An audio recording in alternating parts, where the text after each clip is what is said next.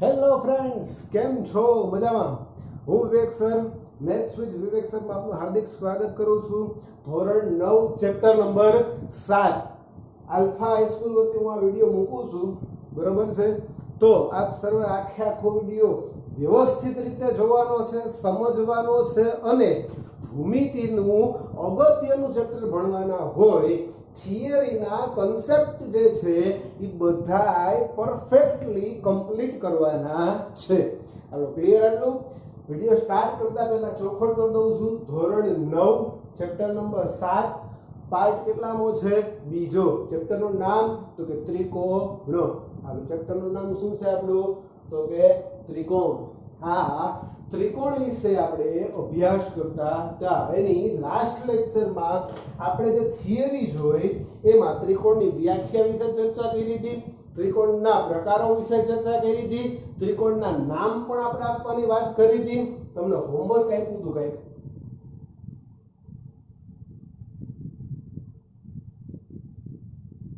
એનું સોલ્યુશન કરાવી દઉં. હોમવર્ક નું સોલ્યુશન મેં તમને બે ત્રિકોણ આપ્યા હતા. એક આપ્યું હતું DEF અને બીજો ત્રિકોણ આપ્યો હતો MNO. આપણે આ બે ત્રિકોણના અલગ અલગ 6 નામ લખવાના હતા. હવે તમને ખબર હોય તો નામ જે છે એ સમઘડી દિશામાં અથવા વિષમઘડી દિશામાં લખાય. બરોબર છે? શરૂઆત આપણે ક્યાંથી કરતા હતા? તો કે શરૂઆત તો તમને જે નામ આવડતું લખી નાખો. તો પહેલું નામ તો શું થઈ ગયું? DEF. મતલબ કે આપણે કઈ ઘડી દિશામાં ગયા? વિષમઘડી દિશામાં. બરોબર છે? તો બીજું નામ આનું શું થઈ જાય? તો કે ત્રિકોણ EFD. હાલો, ત્રીજું નામ શું થઈ જાય? ત્રિકોણ FDE. રેડી? હવે તો હવે સમઘડીમાં જાઓ. ક્યાં થાય? તો કે ત્રિકોણ DFE. બીજું શું થાય? તો કે ત્રિકોણ FED. અને હજી શું થાય? ત્રિકોણ EDF. તો આ થઈ ગયો તમને જે પહેલા પૂછેલો હતો એ પહેલા ક્વેશ્ચનનો આન્સર. હવે બીજા ક્વેશ્ચનનો આન્સર આપણે જોઈ લઈએ. બીજો ક્વેશ્ચન કયો હતો? તો કે ત્રિકોણ MNO માટે. તો પેલું નામ શું થઈ ગયું? ત્રિકોણ MNO. હાલો, રેડી? બીજું શું થાય? તો કે M ને ભૂલી જાઓ, NOM. હાલો, રેડી? ત્રીજું નામ શું થાય? ત્રિકોણ OMN. હાલો, રેડી? પછી તો હવે સમઘડી દિશામાં આવો. ત્રિકોણ MON. પછી ત્રિકોણ ONM. અને લાસ્ટ કયો થઈ જાય? તો કે ત્રિકોણ NMO.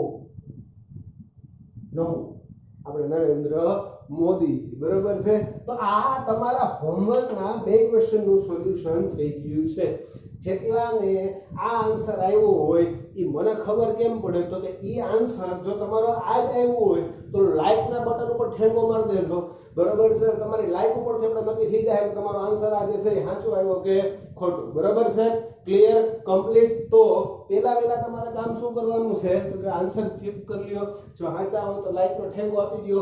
એટલે ખબર પડી જાય કે આમાં કેટલા લાઈક કરી છે અને શું છે. બરોબર છે?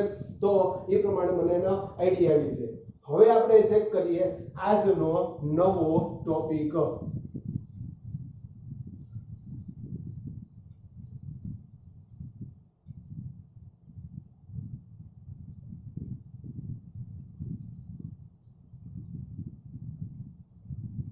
આજનો નવો ટોપિક કે જેનું નામ છે શું? તો કે એકરૂપ આકૃતિઓ. શરૂઆત કરવાની છે આજે આપણે આનાથી. એકરૂપ આકૃતિઓ કોને કહેવી? એકરૂપ આકૃતિઓ. લાસ્ટ ટાઈમ મેં તમને એની વ્યાખ્યા આપી હતી કે જે બે આકૃતિઓ બધી રીતે સમાન હોય તેવી આકૃતિઓને એકરૂપ આકૃતિ કહેવાય. શું કીધું તું? તો કે જે બે આકૃતિઓ બધી રીતે સમાન હોય, બે કરતા વધારે હોય તો હાલે. બરોબર છે? આપણે અત્યારે બે પકડીએ. અથવા તમારે બધા માટે લખવું હોય તો જે આકૃતિઓ બધી રીતે સમાન હોય તેવી આકૃતિઓને એકરૂપ આકૃતિઓ કહેવાય. હવે આ બધી રીતે સમાન એટલે કઈ રીતે સમાન?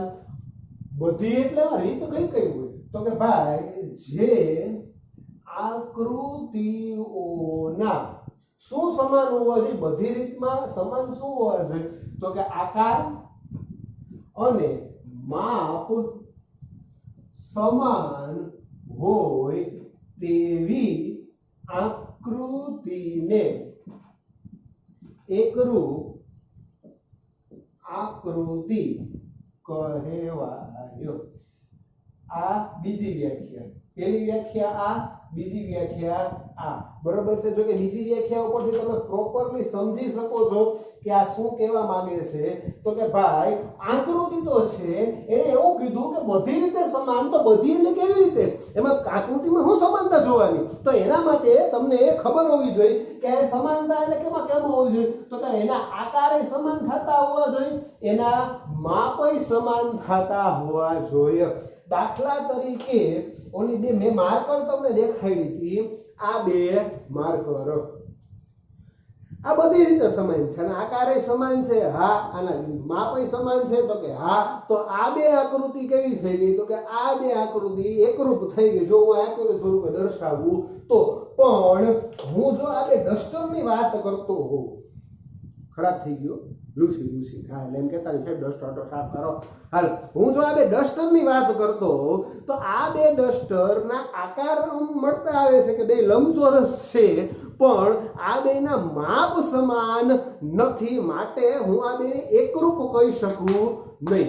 આ બેને એકરૂપ આકૃતિ કહેવાય નહીં. કારણ તો કે બેના જો થિકનેસ એ ફરી જાય છે, સાઈઝ એ જો નાના મોટી છે. બરોબર છે? આમ જોવો તો થિકનેસ બદલી જાય છે.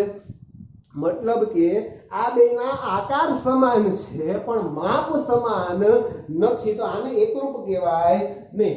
યાદ રાખો, આકાર સમાન હોય, ખાલી આકાર જ સમાન હોય તો એને સમરૂપ કહેવાય. શું કહેવાય?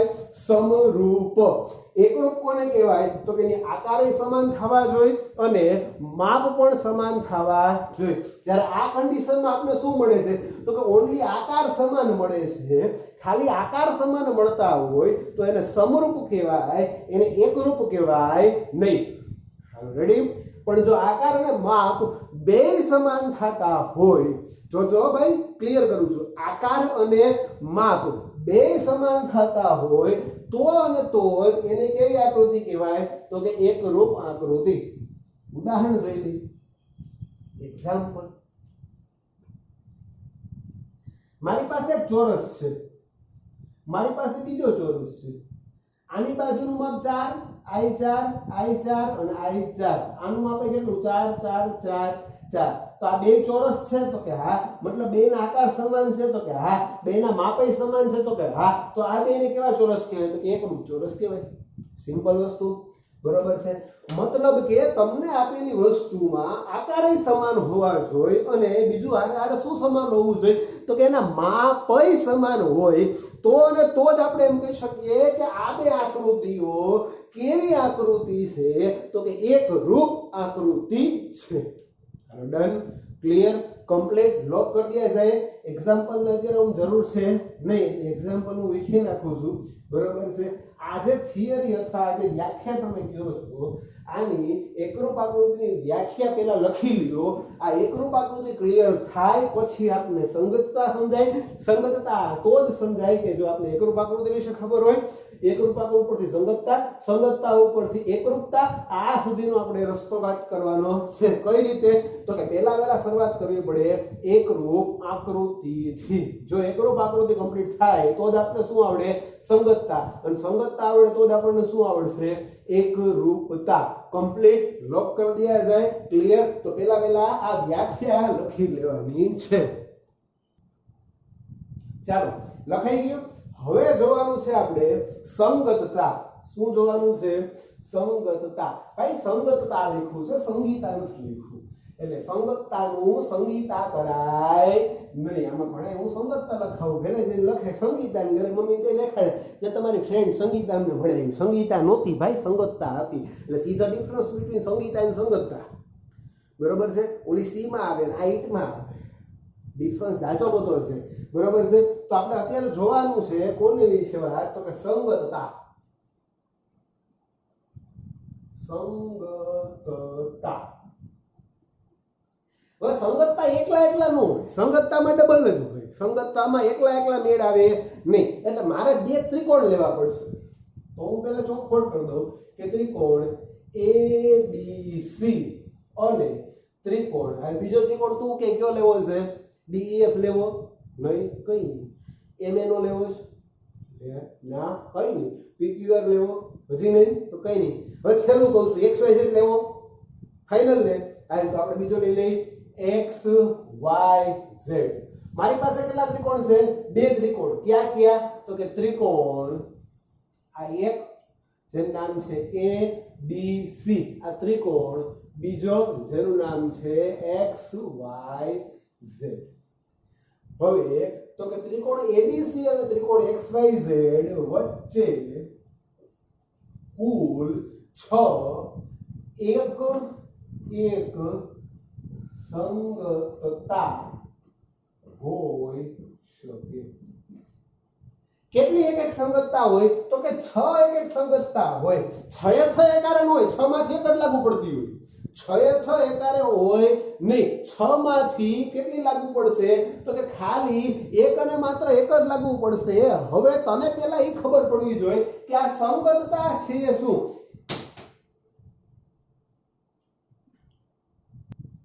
ભાઈ આ 6 સંગતતા એક એક હોઈ શકે. એના માટે પહેલા જોવું પડે કે કોનું કોની હારે સેટિંગ આવે છે, મતલબ કે કોણ કોની હારે મેળ આવે છે. એમ નહીં આમ ત્રિકોણમાં ક્યાં ખૂણા હારે ખૂણો મેચ થાય, કઈ બાજુ હારે બાજુ મેચ થાય, હું એની ચર્ચા કરું છું, બીજી કઈ સમજવું નહીં. તો ભાઈ આમાં જોવો કોનું કેમ મેળ આવે. તો કે હું અત્યારે બે આકૃતિની કમ્પેર કરવા જાઉં તો મને A હારે X નો મેળ દેખાય, B હારે Y નો મેળ દેખાય, C હારે કોનો મેળ દેખાય? Z નો. મતલબ કે ABC પછી આજે બે બાજુ એરાવાળી નિશાની આને વચાય સંગત. હું વચાય સંગત કોણ? તો કે XYZ. રેડી? ABC સંગત XYZ. બીજું શું હોઈ શકે? તો કે ભાઈ આ ABC ને એમ રાખો, આને સંગત. મેં કેટલી સંગતતા કીધી હતી? 6. ABC સંગત XYZ ન હોય, આપણે નામ કદાચ આમ આપ્યા હોય તો બીજો નામ આપણે આનો આમે લખીએ કે ને YZX. થાય કે ન થાય? તો ABC સંગત શું થવું જોઈએ? YZX. હવે આમે ન હોય, હજી ફેરફાર આપ્યો હોય, આ ફેરફાર આપે ભાઈ ZXY. તો ABC સંગત ZXY. થાય કે ન થાય? આમે ન હોય. આ લોકો નવરા વધી વાંદરા છે. કેવા વાંદરા છે? તો હજી ઊંધું જ કરાવે છે. ABC સંગત XZY. થાય કે ન થાય? પછી તો કે ABC સંગત બીજું શું હોઈ શકે? તો કે ZYX. હજી શું થઈ શકે? કે ABC સંગત YXZ. થાય કે ન થાય? તો કે થાય. આમાં તું ચેક કર, એકઈ વસ્તુ રિપીટ થતી નહીં હોય. જોઈ લે, XYZ બીજું આમાં કઈ દેખાય છે? નહીં. YXZ બીજું આમાં કઈ દેખાય છે? તો કે નહીં. આ રીતે તારે ચેક કરવાનું કે કોઈ પણ એક આંકડો રિપીટ થવો જોઈએ નહીં. હવે તમને એવો આઈડિયા થાય કે આવું બધું આપણે આમ ભેગું ભેગું કરવું કેમ? પેલામાં તો નામ આપણે ભેગા ભેગા એમ લખીને કે ABC ABC ABC, પણ અહીંયા વારા ઘણી ચેન્જ આવે છે. XYZ YZX ZXY XZY ZYX અને YXZ. આવી રીતે આમાં નામ ફરતા રહીએ છે. તો આમાં કરવાનું શું? તો કે ભાઈ આની સિમ્પલ ટેકનિક કહી દઉં કે મને ત્રિકોણ ABC આપ્યો છે અને ત્રિકોણ XYZ આપ્યું છે, બરોબર છે. તો ABC ના નામ 6 એ 6 વખત એમ લખી નાખીશ. ABC ABC ABC ABC ABC C કેટલી વાર થયા 5 અને છઠ્ઠી વાર એ બી સી પછી હું સંગતની નિશાની કરી નાખું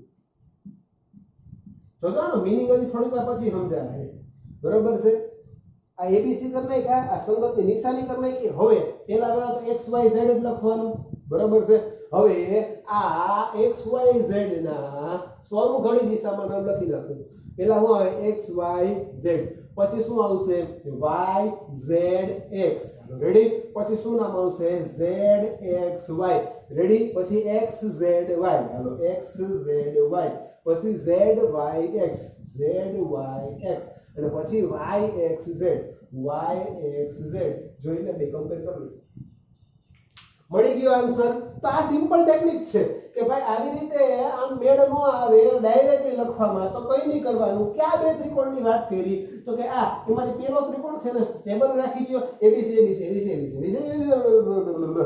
રેડી પણ હવે બીજા ત્રિકોણના 6 પ્રકારના નામ તમને જે લખતા આવડે છે 6 રીતે નામ લખી નાખો વાર્તા થઈ ગઈ પૂરી આ તમને 6 સંગતતા જે આ લોકો એમણે કીધું છે કે કુલ 6 સંગતતા મળે એ 6 સંગતતા ઈઝીલી આપણે લખી શકીએ અને કોઈ પણ ત્રિકોણ આપ્યો આપણે આરામથી લખી શકીએ હમણાં બીજા એક્ઝામ્પલ આપું હવે આ સંગતતાનો મીનિંગ પહેલા જોઈ લઈએ પછી હું તમને એના બીજા એક્ઝામ્પલ આપું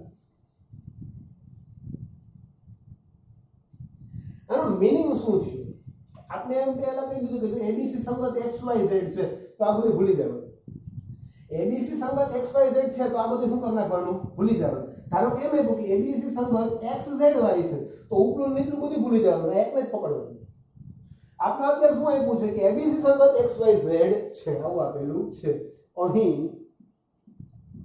એબીસી સંગત XYZ આનો મીનિંગ શું થયો કે ખૂણો A ઈ ખૂણા X સાથે સંગત છે ખૂણો B ઈ કયા ખૂણા સંગત છે A X સાથે સંગત છે B કોની સાથે સંગત થાય Y હારે અને ખૂણો C કોની સાથે સંગત થાય તો કે ખૂણો Z હારે તથા હજી બીજું શું થાય તો કે AB નું માપ જે છે AB ઈ કોની સાથે સંગત થાય XY હારે BC ઈ કોની હારે સંગત થાય તો કે YZ હારે અને CA ઈ કોની હારે સંગત થાય ZX સાથે મતલબ કે જે બે સંગત આપી છે સંગતતા આપી છે આપણને જે સંગતતા આપી છે એના ઈ જ ક્રમમાં આ બેના ખૂણાઓ અને બાજુઓ પરસ્પર એકબીજાને સમાન થતા હોવા જોઈએ માટે તો સંગતતા આપી છે ખૂણા A ને સંગત ખૂણો કયો આપ્યો X ખૂણા B ને સંગત ખૂણો કયો આપ્યો Y ખૂણા C ને સંગત ખૂણો કયો આપ્યો Z AB એનો મતલબ આપણે કયો દીધું છે કે ભાઈ ABC ને XYZ કેવા છે તો સંગત છે એનો મીનિંગ જ આ છે સંગત થાય એનો મીનિંગ આવું થાય કે ભાઈ આ બે સંગત થાય એનો મતલબ શું તો કે A અને X ભેગા થાય એટલે હરખા લાગે B અને Y C Z AB XY BC YZ અને CA ZX પણ આપણે કોકમ ફેરવી નાખે મેં તો અહીંયા ઉપર બેઠે બેઠું ઉદાહરણ આપ્યું એટલે આમાંથી તો એક કે સાહેબ નવી ઉદાહરણ આપો એકને એક રિપીટ કરો છો તો કોકમ ચેન્જ કરીને આપે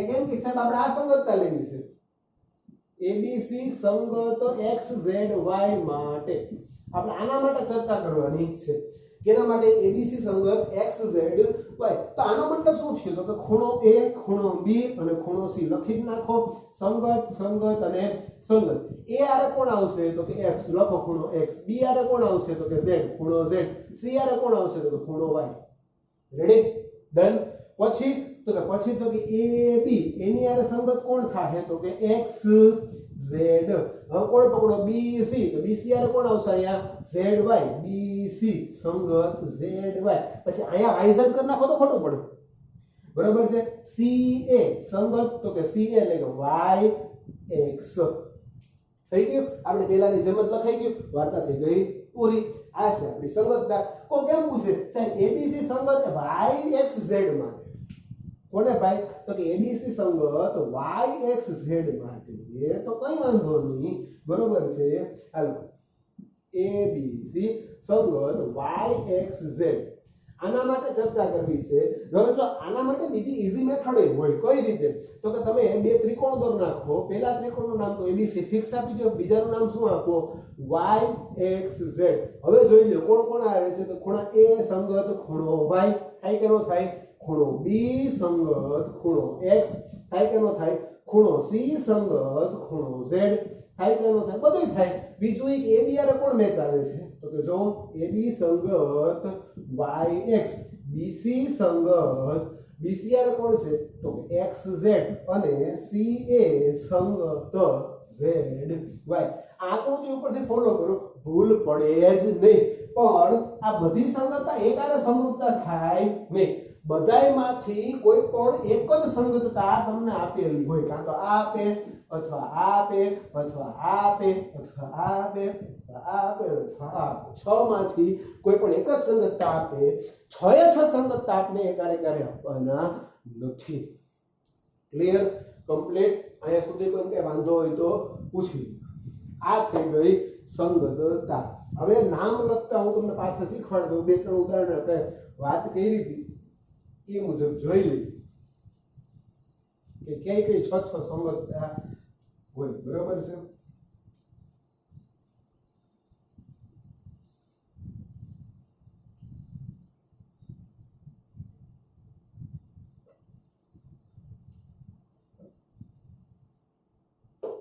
આપણે પેલા તો ધારો કે બે ત્રિકોણ આપ્યા છે. ક્યાં ક્યાં? તો કે ત્રિકોણ DEF અને ત્રિકોણ MNO. આના વચ્ચે આપણે 6 સંગતતા લખવાની છે. સંગતતા લખો. ક્યાં ક્યાં ત્રિકોણ આપ્યા? તો પેલા તો બે ત્રિકોણ દોરી નાખવાના. આનું નામ DEF. બરાબર છે? આનું નામ થઈ ગયું MNO. હાલો ડન. પેલો ત્રિકોણ નક્કી કરી લે કોને ફિક્સ રાખો, DEF કે MNO? તો કે આપણે DEF ને જ આપણી પાસે આ બાજુ જે હોય ને આપણે ફિક્સ રાખીએ. DEF DEF DEF DEF DEF DEF. કેટલી વાર લખ્યું? તો કે 3 ને 3 6 વાર લખાઈ ગયું. સંગતની નિશાની, સંગત એટલે લીટો બે બાજુ એરા, લીટો બે બાજુ એરા, અને વચ્ચે શું સંગત? તો કે DEF સંગત. આ જેમ સેમ લખી નાખો. MNO. આ પહેલી સંગતતા થઈ ગઈ. હવે M ને ભૂલી જાઓ. હવે કોણ આવશે? NOM. હાલો એને ભૂલી જાઓ. કોણ આવશે? OMN. હાલો રેડી. હવે કોણ આવશે? તો કે MON. રેડી. હવે કોણ આવશે? તો કે ONM. હવે કોણ આવશે? તો કે MNO. NNO. થઈ ગઈ વાર્તા. આ 6 સંગતતા થઈ ગઈ. કઈ નથી કરતો. મેં તમને ત્રિકોણના નામ લખતા એટલે શીખવાડ્યા હતા. સમઘડી અને વિષમઘડી ત્યારે ચોખવટ કરી હતી કે નામ લખતા શીખવું પડશે. આજે લેક્ચરનો સ્ટાર્ટિંગ અહીંયાથી કર્યો હતો કે પહેલા ત્રિકોણને એમનું ફિક્સ રાખો. બીજો બે ત્રિકોણ આપ્યો છે એના 6 6 નામ લખી નાખો. વાર્તા થઈ ગઈ. 6 માંથી કોઈ પણ એક સંગતતા જ મળે. આ સિવાય કોઈ સાતમી સંગતતા ન જ મળે અને નહીં જ મળે. બરાબર? ગોતી આવશે. ફિક્સ જ છે. એટલે તો તમે ત્રિકોણના નામ લખતા શીખવાડ્યું. તો ઘણા એમ્પિસાઇડ મને તો ત્રિકોણના નામ લખતા આવડ્યા હતા, કીધું તો આવડે છે. ભલે ને આવડતા પણ એનો ઉપયોગ શું છે તો તને આજ ખબર પડી ને. એટલે ક્લિયર કરતા જાઓ. દરેક ઝીણામાં ઝીણો ટોપિક છે એના ઉપર ખાસ ધ્યાન રાખો તો આપણે વાંધો આવે નહીં. એટલે તો હું બેઝિક થી કરાવું છું. ત્રિકોણની વ્યાખ્યાન, ત્રિકોણના પ્રકાર વિશે મારે ચર્ચા જ ન કરવાની, પણ બેઝિક થી એટલે કરાવું છું કે આપણે આ બધાની ચાલુ લેક્ચરમાં બધે જરૂર પડવાની છે અને ઈ તકલીફ ન પડે એટલે હું કમ્પ્લીટ હારવાર લખાવતો જાઉં છું. હવે મેં તમને સંગતતા લખવાના ઉદાહરણ કર્યા. બરાબર છે? હવે હું તમને બે દાખલા હોમવર્કમાં આપું છું.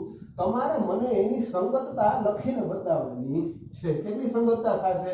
તો કે 6. બરાબર છે? પેલી HW. બરાબર છે? કયા નંબર પર મોકલવાનું? રેડી? ડન. કમ્પ્લીટ. પેલો ત્રિકોણ આપું છું. ત્રિકોણ ABC અને ત્રિકોણ DEF. બીજો દાખલો આપું છું. ત્રિકોણ MNO અને ત્રિકોણ XYZ. આ બે માટે 6 સંગતતા લખવી અને અહીંયા વોટ્સએપ કરવી. રેડી? જો પહેલા દાખલાનું સોલ્યુશન થઈ ગયું તો લાઈક ઉપર ઠેંગો માર દેજો એટલે અહીંયા ચેક થઈ જાય કે કેટલા કે ઠેંગા માર્યા અને ઠેંગા ઉપરથી ખબર પડી જાય ઓલો ઠેંગો બ્લુ વર્ડ બરાબર છે એના ઉપરથી ખબર પડી જાય કે તમે હોમવર્ક કમ્પ્લીટ કરી નાખ્યું છે અને મને આઈડિયા કમ્પ્લીટ આવી ગયો છે. રેડી?